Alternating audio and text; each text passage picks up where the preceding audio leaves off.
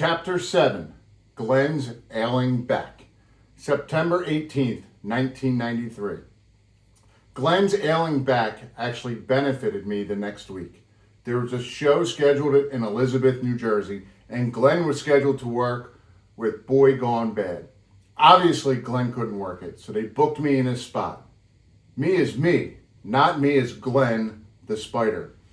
Joe was a really great guy and ran a gym that was connected to the Route 30 Mart / Monster Factory.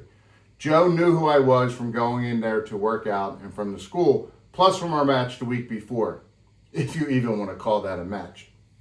When I walked into the locker room, I walked around to say hi to everyone and introduce myself to the people I didn't know or hadn't met.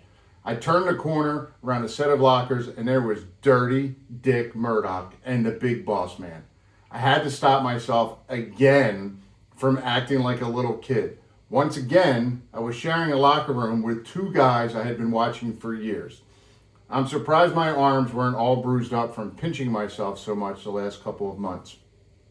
Up to this point, out of all of my matches, 4, including my 2 WWF squash matches and my Spider squash match, I was the most nervous about this one.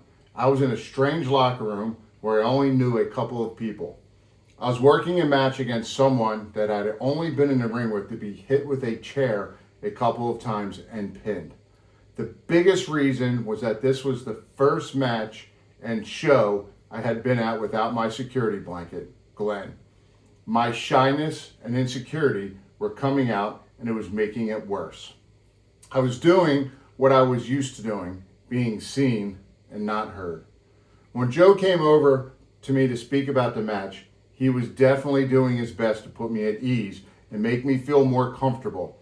The biggest problem I had was not knowing what to call for myself, what moves to do and when to do them.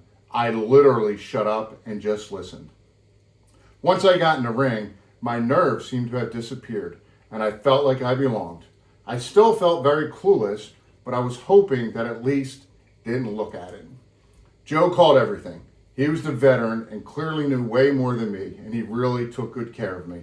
He kept everything basic and didn't do anything complicated. We did some very, very basic spots, but every spot was dead on and got a reaction out of the crowd.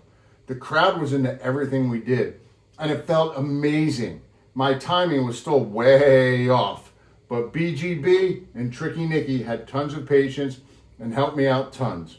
You can't learn unless you do, and I was doing and learning. I was realizing quickly that it wasn't so much what I did in the ring, but when it was being done.